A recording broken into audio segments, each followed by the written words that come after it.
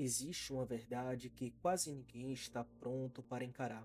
Talvez a civilização não tenha criado a religião. Talvez a religião tenha criado a civilização. E se eu te dissesse que antes do ser humano plantar comida, ele já plantava símbolos. Antes de construir casas, ele já construía templos. Antes de existir escrita, já existia ritual. Antes de existir Deus como conhecemos, já existia uma inteligência sagrada, organizada em camadas, nome e forças. Hoje, meus amigos, vamos voltar a 10 mil anos antes de Cristo e atravessar um corredor de pedra, sangue, céu e mito, onde as religiões modernas parecem apenas o capítulo final de algo muito mais antigo. Se você ficar comigo até o fim, você vai entender porque os mesmos deuses aparecem, reaparecem em lugares diferentes, com nomes diferentes, mas com a mesma alma. Olá, meus amigos e amigas, sejam bem-vindos aqui mais uma vez ao canal do Ecos do Divino.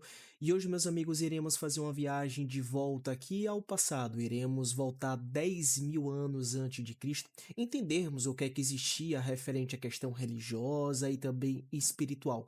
E também entendermos como é que alguns deuses acabam se fundindo ali a questão de arquétipos universais.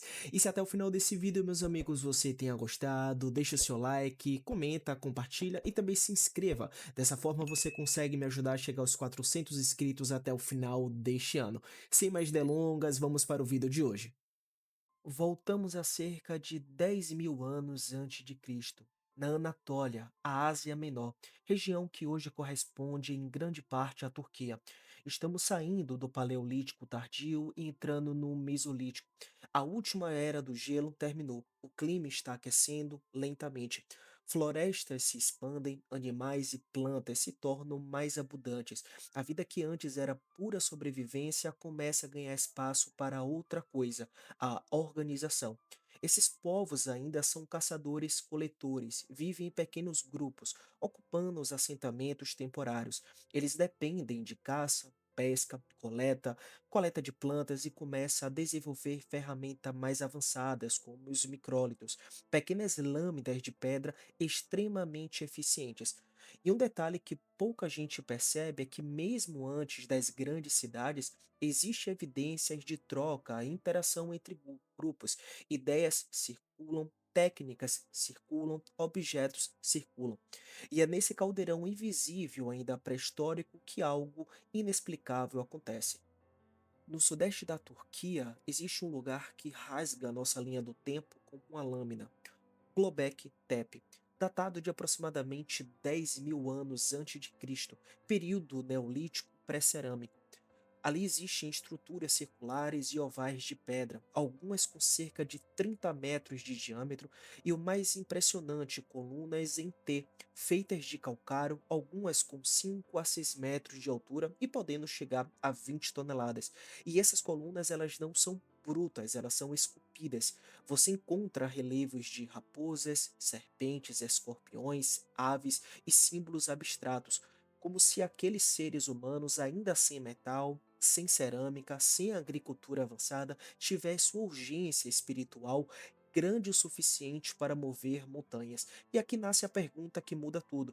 Por que um povo caçador-coletor gastaria uma energia colossal erguendo templos se ele nem sequer construiu ainda uma cidade? A teoria que muitos pesquisadores levantam é que Göbekli Tepe não era moradia, era um centro ritual, um lugar visitado periodicamente, como um santuário, como Stonehenge, milênios mais antigo. E outro detalhe quase perturbador: por volta de 8.000 a.C., o local foi intencionalmente enterrado, como se tivesse sido desativado como ritual de encerramento. Mas por quê? Ninguém sabe com certeza, mas isso preservou o lugar e destruiu a ideia antiga de que a religião nasce depois.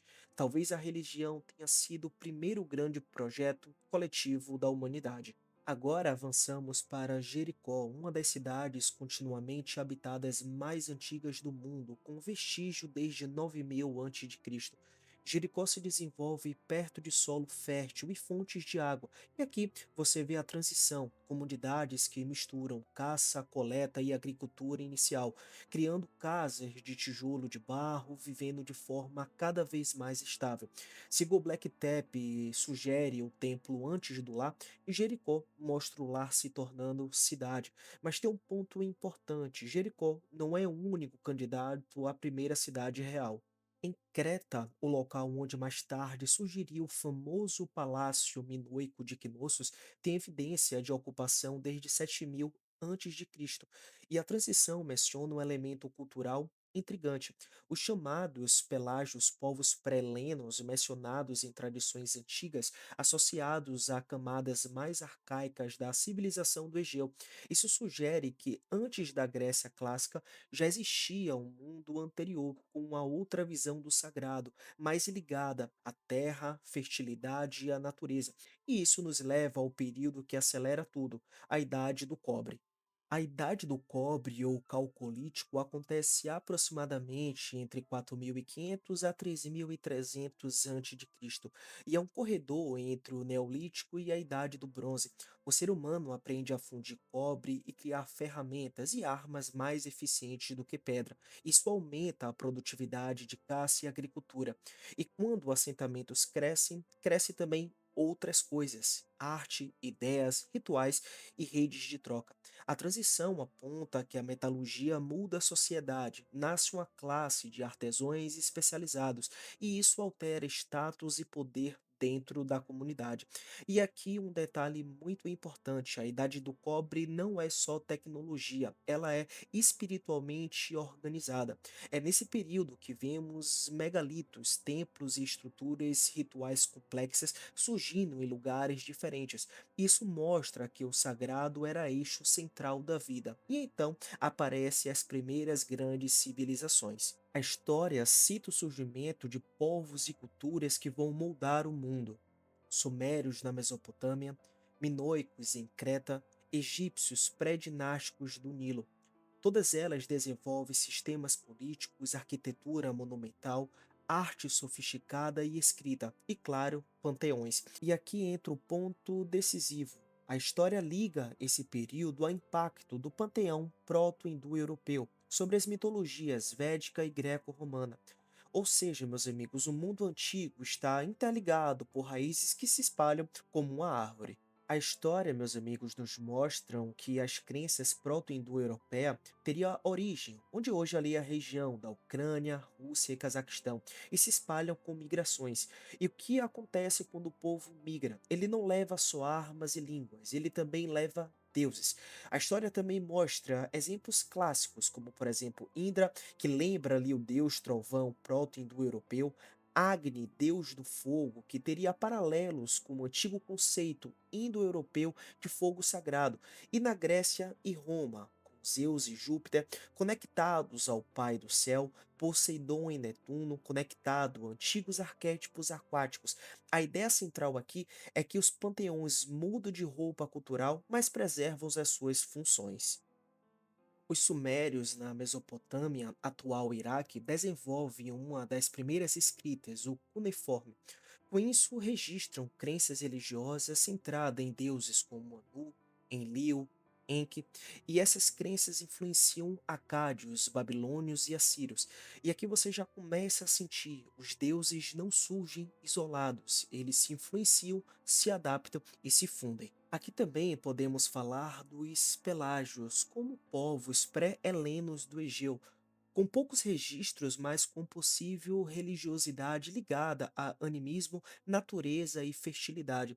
Alguns estudiosos sugerem que eles podem ter influenciado elementos primordiais do culto grego, como por exemplo a deusa terra Gaia e deuses cetônicos. Percebe o padrão, meus amigos? Antes do Olimpo, a terra já era sagrada. Antes da unificação do Egito, por volta de 3000 a.C., existiam cultos locais. Deuses como Horus e Hathor seriam incorporados a um panteão posteriormente. Alguns textos egípcios mencionam Met, conceito essencial egípcio de ordem cósmica, equilíbrio e harmonia. Isso é profundo, não é só Deus, é lei cósmica. O sagrado também, nesse caso, ele passa a ser uma estrutura universal. Agora, meus amigos, entramos na civilização minoica, em Creta. Ela é descrita como centrada numa grande deusa ligada à fertilidade, natureza e ao submundo. Alguns textos, inclusive, citam símbolos religiosos, como machado duplo, touro e serpente, e sugere uma figura masculina associada ao touro, possível consorte da grande deusa, conectado mais tarde a Baxos e a Dionísio. Aqui o sagrado ele é sensual, ritualístico, cheio de procissões, sacrifícios e também cheio de símbolos. Chegamos agora, meus amigos, no sincretismo. Roma, então, absorve e associa deuses de diferentes origens. Surge a comparação entre Rômulo e Remo e figuras indo-europeias como Manu e Emo, onde há sacrifícios primordiais e estruturação do mundo através de morte e fundação. E aparece o tema do dilúvio e do sobrevivente, ecos que voltam em várias culturas. E aqui, meus amigos, também podemos ligar outros deuses, como por exemplo Marte, que é ligado a deuses proto-indo-europeus de guerra e tempestade. Netuno ligado à água e ao submundo, Minerva ligada a arquétipos de sabedoria e guerra, e conexões com deusas do amanhecer e luz, e até associações com Lúcifer como portador da luz, conectando o amanhecer e divindades de luz. O ponto é, meus amigos, o panteão romano é uma concha de retalhos sagrados. Isso não é nenhum defeito, é como o mundo antigo funcionava. Em praticamente todas as tradições antigas, existe uma figura que assusta, mas que ao mesmo tempo sustenta o próprio universo, o Senhor do Tempo. Na Índia, ele se chama Shiva, em seu aspecto de Kala, o tempo absoluto. Não o tempo de relógio, mas o tempo que destrói, dissolve e reinicia ciclos. Shiva não é apenas criador ou destruidor, ele é o ritmo cósmico, nascimento, decadência e renascimento. Em Roma, esse mesmo arquétipo aparece como Saturno. Saturno é um deus que devora os próprios filhos, não por crueldade, mas porque tudo que nasce do tempo retorna ao tempo. Ele governa a Idade de Ouro quando não havia escassez. Ele reina no submundo, onde estão os tesouros ocultos da terra. Ele representa o paradoxo, aquele que destrói e também fertiliza. E acima dele, envolvendo tudo, surge Caelos, o céu eterno. Não Deus pessoal, mas o firmamento vivo, o arco que sustenta estrelas, planetas e destino. Em tempos antigos, especialmente nos mistérios ligados a Mitra, Caelos aparece como o próprio cosmo personificado, cercado por signos zodíacos, planetas e símbolos do tempo eterno. Aqui, meus amigos, já deu para entender algo fundamental. Os deuses não são personagens isolados, eles são camadas da realidade. Em eras ainda mais antigas, antes mesmo das mitologias organizadas, existia um conceito poderoso, a soberania dividida.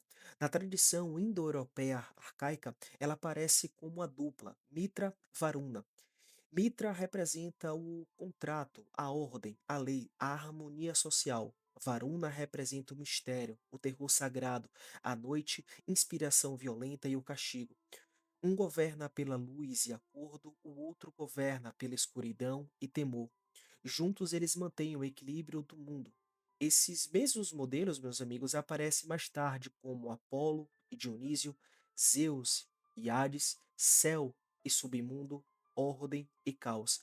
Nada disso é coincidência, é a mesma estrutura simbólica reaparecendo. Entre essas forças, meus amigos, surge uma figura enigmática, os Gandharvas. Eles não pertencem totalmente ao céu, nem totalmente à terra. Vivem em um mundo intermediário, limiar, onde a música, fertilidade e erotismo são forças sagradas. Os Gandharvas aparecem em momentos críticos dos mitos, quando algo precisa ser restaurado, curado ou reiniciado. Eles guardam segredos de virilidade, criação e potência vital, porque para os antigos, sexualidade e criação eram atos cósmicos, não tabus. Essa ideia atravessa culturas. O sagrado não está separado do corpo. O corpo é totalmente um portal. E em muitas culturas, meus amigos, existe um símbolo que insiste aqui em retornar, que é a figura do touro. O touro ele aparece como força vital, ele significa fertilidade, lua, submundo. Ele aparece em Creta, na Mesopotâmia, nos mistérios e rituais lunares. Quando um cavalo, por exemplo, pisa sobre o touro, como em certas imagens de rituais, não é violência gratuita, é domínio simbólico. O mito ele nos ensina, o espírito precisa atravessar o animal, não negá-lo. E talvez o detalhe mais importante de todos é que a palavra santo, em diferentes línguas antigas, palavras que designam o sagrado compartilham a mesma raiz ancestral, do sânscrito ao grego, do védico ao latim. Isso revela algo muito profundo. O sagrado, ele antecede as religiões organizadas. O sagrado está inscrito na linguagem humana, como se antes mesmo de sabermos escrever mitos já soubéssemos sentir o divino. Então, meus amigos, não estamos falando de deuses diferentes, estamos falando de máscaras diferentes da mesma verdade. O céu muda de nome, os símbolos se reorganizam, mas a essência permanece. A pergunta que fica não é qual religião está certa. A pergunta real é o que essas histórias tentam nos lembrar sobre quem realmente nós somos. O que vimos aqui hoje, meus amigos, não é apenas uma história antiga, é talvez uma lembrança, porque quando percebemos que os símbolos eles são universais, que os deuses eles se transformam, que o sagrado antecede a civilização, a gente começa a desconfiar de uma coisa. Talvez a humanidade inteira esteja tentando dizer a mesma verdade há milênios, mas com palavras diferentes. E aqui no meu canal do Ecos do Divino, vocês sabem que a gente não tem nenhum tipo de dogma ou religião, a gente busca ali as coincidências e também a consciência. E se você chegou até essa parte do vídeo, meus amigos, deixa aqui o seu comentário, deixa o seu like, se inscreva aqui no meu canal, você me ajuda a chegar aqui aos 400 inscritos e eu fico muito agradecido. E como vocês já sabem, a mensagem ela é sempre mais importante do que o mensageiro e até o próximo vídeo.